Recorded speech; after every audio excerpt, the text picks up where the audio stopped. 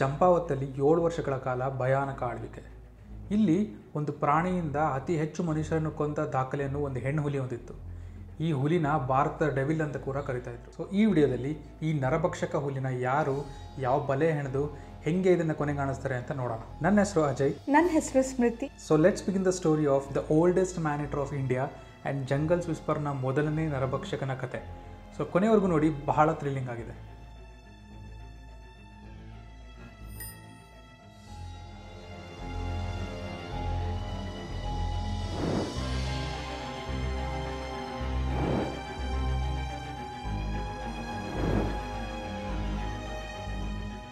ಸಾವಿರದ 1907ರಲ್ಲಿ ಒಂದು ತಂಪಾದ ಮಧ್ಯಾಹ್ನ, ಅಲ್ಲಿ ಒಂದು ಚಿಕ್ಕ ಹುಡುಗಿ 2 ಮಹಿಳೆಯರೊಂದಿಗೆ ತಮ್ಮ ಮನೆಯಲ್ಲಿ ಬೆಂಕಿ ಹಚ್ಚಕ್ಕೆ ಬೇಕಾದ ಸೌದೆಯನ್ನು ತರಕ್ಕೆ ಕಾಡಿಗೆ ಹೋಗ್ತಾರೆ. ಮೋಡ ಕವಿದ ಆಕಾಶದಿಂದ ಕಾಡು ತಂಪಾಗಿತ್ತು. ಕೈಯಲ್ಲಿರೋ ಕೊಡ್ಲಿಯಿಂದ ಮರದ ಕೊಂಬೆಗಳನ್ನು ಕಡಿತಾ ಇದ್ರು. ಆ ಚಿಕ್ಕ ಹುಡುಗಿ ತನ್ನ ಮನೆಗೆ ಬೇಕಾದಷ್ಟು ಸೌದೆಗಳನ್ನು ಸಂಗ್ರಹಿಸಿದ ನಂತರ ಆ ಮರದ ಕೊಂಬೆಯಿಂದ ಇಳಿಯಕ್ಕೆ ಸ್ಟಾರ್ಟ್ ಮಾಡಿದ್ಲು. ಇಳಿಯುವಾಗ ಅವಳ ಕಾಲಿಗೆ ಒಂದು ಪೆಟ್ಟು ಬೀಳುತ್ತೆ. ಅದರಿಂದ ಅವಳು ಮರದಿಂದ ಜಾರೋಕ್ಕೆ ಸ್ಟಾರ್ಟ್ ಮಾಡ್ತಾಳೆ. ಏನಾಯಿತು ಅಂತ ಒಂದು ಕ್ಷಣ ಹಿಂದೆ ತಿರುಗಿ ನೋಡೋಷ್ಟರಲ್ಲಿ 2 ಹೆಂಗಸರು ಜೋರಾಗಿ ಚೀರಕ್ಕೆ ಸ್ಟಾರ್ಟ್ ಮಾಡ್ತಾರೆ. ಆ ಗಾಬರಿಯಲ್ಲಿ ಆ ಹುಡುಗಿ ಮೇಲೆತ್ತಕ್ಕೆ ಸ್ಟಾರ್ಟ್ ಮಾಡಿದ್ಲು. ಒಂದು ಕ್ಷಣ ಏನಾಯಿತು ಅಂತ ಹಿಂತಿರುಗಿ ನೋಡೋಷ್ಟರಲ್ಲಿ ಒಂದು ಬಲವಾದ ಹುಲಿ ತನ್ನ ಕೈಗಳಿಂದ ಅವಳನ್ನ ಹಿಡಿದು ಎಳೆದು ಅವಳ ಗಂಟಲಿಗೆ ಬಾಯಿ ಹಾಕಿ ಒಂದೇ ಒಂದು ಕ್ಷಣದಲ್ಲಿ ಅವಳನ್ನ ಎಳ್ಕೊಂಡು ಮಾಯ ಆಗ್ಬಿಡುತ್ತೆ. ಆ ಹುಲಿಯ ಹಲ್ಲುಗಳು ಆ ಗಂಟಲನ್ನ ಹರಿದು ಆ ಕೊಲ್ಲೋ ಕ್ಷಣಗಳನ್ನ ನೋಡಿದ ಈ 2 ಹೆಣ್ಮಕ್ಳು ಚಿಟ್ಟನ್ನು ಕೀರುತ್ತಾ ಊರ ಕಡೆ ಓಡೋದ್ರು. 19ನೇ ಶತಮಾನದಲ್ಲಿ ಹುಲಿ ಮತ್ತು ಮನುಷ್ಯರ ಯುದ್ಧದಲ್ಲಿ ಭಾಳ ಸತಿ ಹುಲಿನೇ ಗೆಲ್ತಾ ಇತ್ತು. ಬೆಂಗಾಲ್ ಹುಲಿ ಬಗ್ಗೆ ಹೇಳೋದಾದರೆ ಅದರ ಗಾತ್ರ, ಅದರ ವೇಗ, ಅದು ಕಚ್ಚುವ ಶಕ್ತಿ ಆ್ಯಂಡ್ ಅದರ ಬಲ ಈ ಭೂಮಿಯಲ್ಲಿರೋ ಎಲ್ಲ ಬೆಕ್ಕಿನ ಜಾತಿಗಳಿಂದ ಒಂದು ಕೈ ಮೇಲೇನೆ. ಸಿಂಹ ಕಾಡಿನ ರಾಜ ಅಂತ ಹೇಳ್ತಾರೆ, ಆದರೆ ನಿಜವಾದ ರಾಜ ಅಂದರೆ ನಮ್ಮ ಭಾರತದಲ್ಲಿ ಹುಲಿನೇ. ಇಷ್ಟೇ ಅಲ್ಲ, ಇದ್ರ ಜೊತೆ ನಾವು ಇನ್ನೊಂದೇನೋ ಹೇಳಬೇಕು. ಅದರ ಮೇಲೇನೆ ಇಡೀ ಕತೆ ನಿಂತಿದೆ. ಹುಲಿಗಳು ದ್ವೇಷ ಸಾಧಿಸ್ತವೆ ಅಂತ ಹೇಳಿದರೆ ನೀವು ನಂಬ್ತೀರಾ?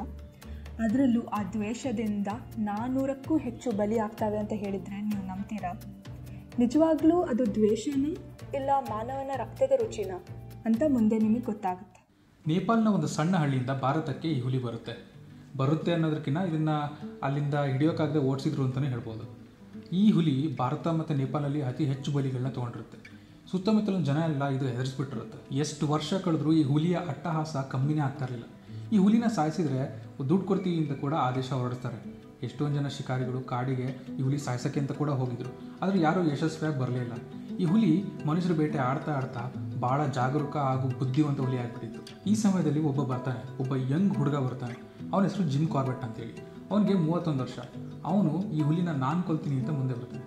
ಅವನಿಗೆ ಗೊತ್ತಿರಲಿಲ್ಲ ಅವನು ಒಂದು ದೇಶದ ಅತಿ ದೊಡ್ಡ ನರಭಕ್ಷಕ ಹುಲಿನ ಸಾಯಿಸೋಕ್ಕೆ ಮುಂದಾಗ್ತಿದ್ದ ಅಂತ.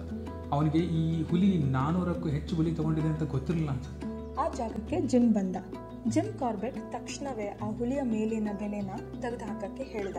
ಬೇರೆ ಶಿಕಾರಿಗಳಂತೆ ಅವನು ಆ ಹುಲಿನ ನರಭಕ್ಷಕ ಥರ ನೋಡ್ತಿರ್ಲಿಲ್ಲ. ಸಹಜವಾದ ಹುಲಿ ತನ್ನ ಹೊಟ್ಟೆಪಾಡಿಗೆ ಬೇರೆ ದಾರಿ ಇಲ್ಲದೆ ಬೇಟೆ ಆಡುತ್ತಿರೋ ಹುಲಿ ಇದು ಮನುಷ್ಯರನ್ನ ಕೊಲ್ಲೋದನ್ನ ನಿಲ್ಲಿಸಬೇಕು ಅಂತ ಹೊರಟಿದ್ದ.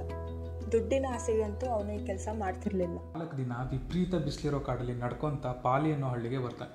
ಅಲ್ಲಿಗೆ ಬಂದರೆ ಅವನಿಗೆ ಒಬ್ಬರು ಕಾಣಿಸ್ತಾ ಇರಲ್ಲ. ಯಾರಾದರೂ ಬರ್ತಾರೆ ಅಂತೇಳಿ ಕಾಯ್ಕೊಂತ ಕುಂದಿರ್ತಾನೆ. ಕುಂತ್ಮೇಲೆ ಸ್ವಲ್ಪ ಹೊತ್ತಾದಮೇಲೆ ಒಬ್ಬ ಬಡವ ತನ್ನ ಗುಡಿಸ್ಲಿಂದ ನಿಧಾನಕ್ಕೆ ಹೊರಗೆ ಬರ್ತಾನೆ. ಬಂದು ಜಿಮ್ಗೆ, ಸರ್, ನಾವು 4 ದಿನದಿಂದ ಆ ಹುಲಿಗೆದ್ರಿ ಮನೆಯಿಂದ ಆಚೆ ಬಂದಿಲ್ಲ.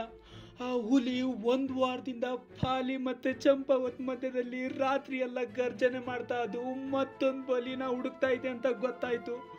ಅದಕ್ಕೆ ನಾವು ಮನೇಲಿದ್ದೀವಿ.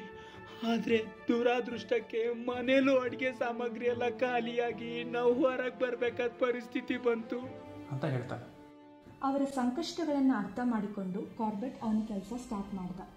ಅವನು ತನ್ನೊಂದಿಗೆ ಒಬ್ಬ ವ್ಯಕ್ತಿಯನ್ನು ಕರೆದುಕೊಂಡು ಆ ಹುಡುಗಿಯನ್ನು ಕೊಂದ ಜಾಗಕ್ಕೆ ಹೋದ. ಆ ಹುಲಿಯ ಹೆಜ್ಜೆ ಗುರುತು ನೋಡಿ ಇದೊಂದು ಹೆಣ್ಣು ಹುಲಿ ಅಂತ ಹೇಳ್ದ. ಅಲ್ಲಿ ಆ ಹುಡುಗಿಯ ಮೂಳೆ ಬಿಟ್ಟರೆ ಬೇರೆ ಏನೂ ಸಿಗಲಿಲ್ಲ. ದಹನ ಮಾಡೋಕ್ಕೆ ಅದನ್ನು ತಗೊಂಡು ವಾಪಸ್ ಹಳ್ಳಿಗೆ ಹೋದರು. ಈ ಟೈಮಲ್ಲಿ ಚಂಪಾವತ್ ಅನ್ನೋ ಹಳ್ಳಿನಲ್ಲಿ ಇನ್ನೊಂದು ಬೇಟೆ ಆಗುತ್ತೆ. ಈ ಬೇಟೆನ ನೋಡಿದ ಒಬ್ಬ ವ್ಯಕ್ತಿ ಭಯದಿಂದ ಹೆಂಗೆ ಆ ಹುಲಿ ಆ ಹೆಣ್ಮಗಳನ್ನು ಸಾಯಿಸು, ಮರದ ಮೇಲೆ ಎಳ್ಕೊಂಡು ಹೋಗಿ ಅಂತ ಹೇಳ್ತಾನೆ. ಆ ಹೆಣ್ಮಗಳು ಆ ಮರದ ಮೇಲಿಂದನೂ ಚೀರ್ತಿರ್ತಾಳೆ, ಆದರೆ ಅವಳನ್ನ ಕಾಪಾಡೋ ಶಕ್ತಿ ಆಗಲಿ ಧೈರ್ಯ ಆಗಲಿ ಯಾರಿಗೂ ಇರೋದಿಲ್ಲ. ಕಾರ್ಬೆಟ್ ಅಲ್ಲೇ ಹೊರವಲಯದಲ್ಲಿ ಒಬ್ಬ ಮಹಿಳೆಯನ್ನು ಬೇಟೆಯಾಗಕ್ಕೆ ಅಂತ ಹೋಗ್ತಾನೆ. 1 ತಿಂಗಳಿಂದ ಈ ಹುಲಿ ಆ ಮಹಿಳೆಯ ತಂಗಿನ ಬೇಟೆಯಾಡಿ ಕೊಂದಿರುತ್ತೆ. ಅವತ್ತಿಂದ ಇವಳು ಮೂಕಿಯಾಗಿರ್ತಾಳೆ. ಈ ಮೂಕಿ ಮಹಿಳೆ ಆ ಹುಲಿನ ಬೆನ್ನತ್ಕೊಂಡು ಹೋಗಿ ಆ ತಂಗಿ ಬದಲು ನನ್ನ ಕರ್ಕೊಂಡು ಹೋಗು ಅಂತ ಹಿಂದೋಗಿದ್ದು ಉಂಟು. ಆದರೆ ಹುಲಿ ಮಾತಲ್ಲಿ ಕೇಳುತ್ತೆ. ತನ್ನ ಪಾಡಿ ತನ್ನ ಬೇಟೆನ ಹೇಳ್ಕೊಂಡು ಪೊದೆ ಒಳಗಡೆ ಕಣ್ಮರೆಯಾಗಿತ್ತು. ಕಾರ್ಬೆಟ್ ಹುಲಿಯ ಬಗ್ಗೆ ಎಷ್ಟು ಸಾಧ್ಯವೋ ಅಷ್ಟು ಮಾಹಿತಿಯನ್ನು ಸಂಗ್ರಹಿಸಿದ. ಆದರೆ ಆ ಮಾಹಿತಿ ಇಲ್ಲಿಯವರೆಗೆ ಸಹಾಯಕವಾಗಿತ್ತು. ಅವನಿಗೆ ಇನ್ನೂ ಜಾಸ್ತಿ ಮಾಹಿತಿ ಬೇಕಾಗಿತ್ತು. ಆ್ಯಂಡ್ ಎಸ್ಪೆಷಲಿ ಆ ಹುಲಿಯ ನ್ಯೂಸ್ ಸೈಟಿಂಗ್ ಬೇಕಾಗಿತ್ತು. ಕಾರ್ಬೆಟ್ ಹಳ್ಳಿಯ ಮುಖ್ಯಸ್ಥರೊಂದಿಗೆ ಮಾತಾಡ್ತಾ ಇರ್ತಾನೆ. ಈ ಟೈಮಲ್ಲಿ ಒಬ್ಬ ಯುವಕ ಇವನ ಹತ್ರ ಓಡ್ ಬರ್ತಾನೆ.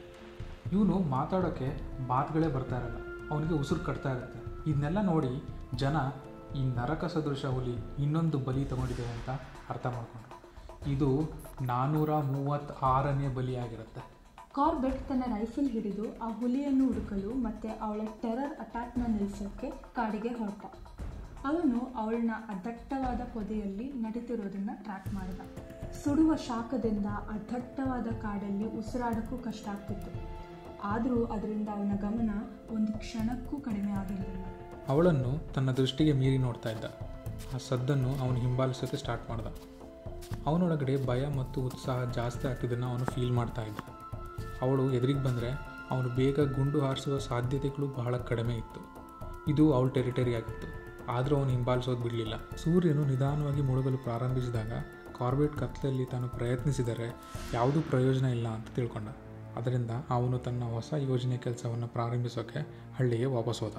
ಅವಳನ್ನ ಅವಳದೇ ಟೆರಿಟರಿನಲ್ಲಿ ಹಿಂಬಾಲಿಸಿದರೆ ಏನೂ ಯೂಸ್ ಇಲ್ಲ. ಇನ್ನೂ ಅವನ ಜೀವಕ್ಕೆ ಕುತ್ತು ಜಾಸ್ತಿ. ಅದರಿಂದ ಅವನು ಕ್ಲಿಯರ್ ಗನ್ ಶಾಟ್ ಪಡೆಯೋಕ್ಕೆ ಒಳ್ಳೆ ಓಪನ್ ಜಾಗಕ್ಕೆ ಅಥವಾ ಬಯಲು ಪ್ರದೇಶಕ್ಕೆ ಆ ಹುಲಿನ ಓಡಿಸ್ಬೇಕಾಗಿತ್ತು.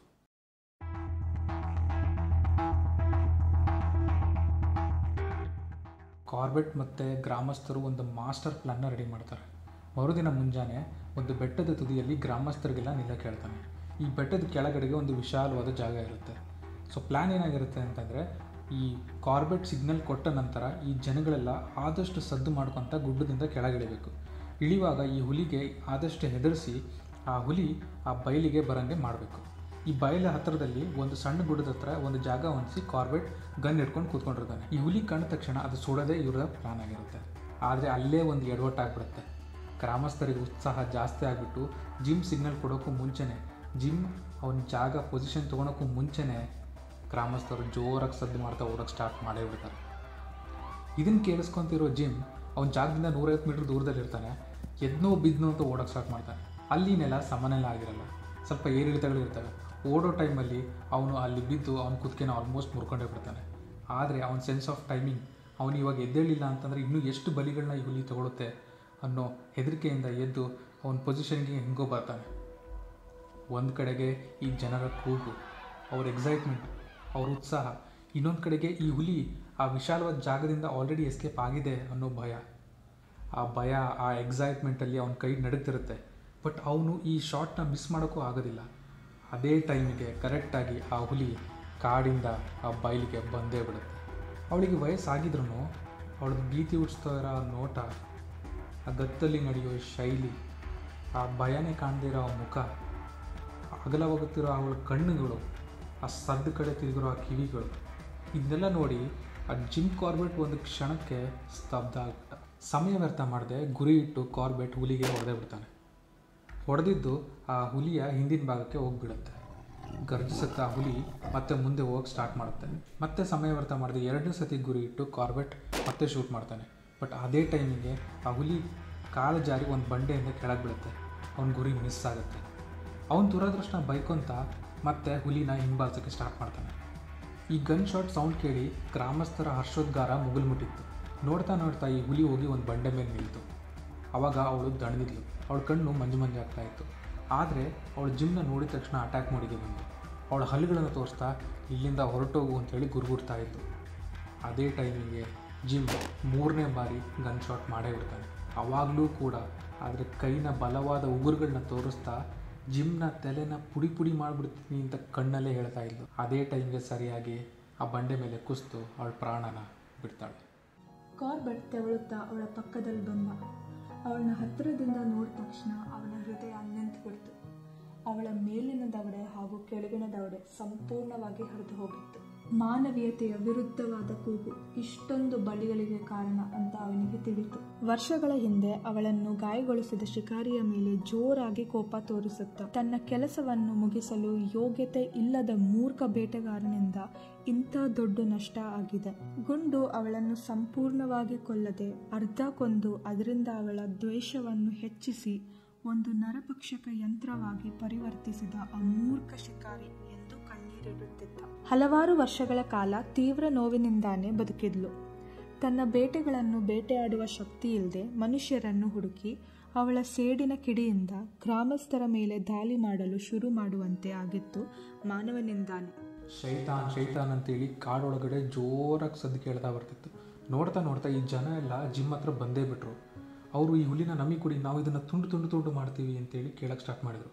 ಅಲ್ಲಿ ಬಂದಿರೋ ಎಲ್ಲ ಜನರಲ್ಲಿ ಒಂದಲ್ಲ ಒಂದು ರೀತಿಯಲ್ಲಿ ಈ ಹುಲಿಯಿಂದ ಅವ್ರು ಬಳಲ್ತಾನೆ ಇದ್ದರು. ಅವ್ರ ಕೋಪಕ್ಕೆ ಜಿಮ್ ಅವ್ರನ್ನ ದ್ವೇಷಿಸಲಿಲ್ಲ.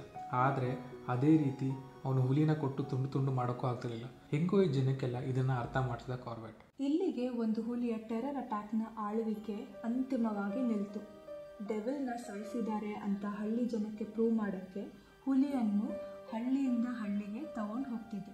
ಕಾರ್ಬೆಟ್ ಅವಳನ್ನ ಕೊಂದ ಕಾರಣ ತನ್ನ ವಿಜಯದ ನೆನಪಿಗೆ ಅವಳ ಬೆಲ್ಟನ್ನು ಟ್ರೋಫಿಯಾಗಿ ತೆಗೆದುಕೊಂಡ. ಅವನು ಆ ಮೂಕ ಮಹಿಳೆಗೆ ಆ ಬೆಲ್ಟನ್ನು ತಗೊಂಡು ಹೋಗಿ ತೋರಿಸ್ದ. ಅವಳು ಆ ಸತ್ತ ಹುಲಿಯನ್ನು ನೋಡಿದ ತಕ್ಷಣ ಆ ಹಳ್ಳಿಯ ಉದ್ದಕ್ಕೂ ಓಡೋಗಿ ಎಲ್ಲರನ್ನು ಬಂದು ನೋಡಿ ಅಂತ ಕರೆದಳು. ಅವತ್ತಿಗೆ ಅವಳು ಮಾತಾಡಿ 12 ತಿಂಗಳು ಆಗಿತ್ತು. ಆ್ಯಂಡ್ ಅವತ್ತು ಅವಳು ಮತ್ತೆ ಮಾತಾಡೋಕ್ಕೆ ಸ್ಟಾರ್ಟ್ ಮಾಡಿದ್ಳು. ಚಂಪಾವತ್ ಹುಲಿಯ ಕಥೆ ಮನುಷ್ಯನ ಮೇಲಿರುವ ಒಂದು ಪ್ರಕೃತಿಯ ಕೋಪದ ಗಂಭೀರ ಉದಾಹರಣೆಯ ಭಯಾನಕ ಕಥೆಯಾಗಿದೆ. ಬೇಟೆಗಾರನ ಮೂರ್ಖತನದಿಂದ ನರಭಕ್ಷಕನಾಗಿ ಮಾರ್ಪಟ್ಟ ಈ ಹುಲಿಯ ಕೋಪ ಬಹಳ ಭೀಕರವಾಗಿತ್ತು. ಹುಲಿಯ ಆ ದ್ವೇಷವು ಯಾವತ್ತೂ ಆ ಬೇಟೆಗಾರನಿಂದ ಗಾಯಗೊಂಡು ತಪ್ಪಿಸ್ಕೊಂಡ್ಲು ಅಂದು ಶುರುವಾಗಿತ್ತು. ಆದರೆ ಅವಳ ಕಥೆಯಲ್ಲಿ ಕೋಪವನ್ನು ಸಮರ್ಥಿಸ್ಕೋಬಹುದು ಅಂತೇಳಿ ಅವಳು ಹೇಳ್ಕೊಟ್ಟದ್ದು. ಯಾಕಂದರೆ ಅವಳು ಕೋಪಕ್ಕೆ ನಾವೇ ಕಾರಣ ಆಗಿದ್ವಿ. ನಿಮಗೆ ನರಭಕ್ಷಕನ ಕತೆ ಇಷ್ಟ ಆಯಿತು ಅಂತ ಅನ್ಕೊತೀವಿ.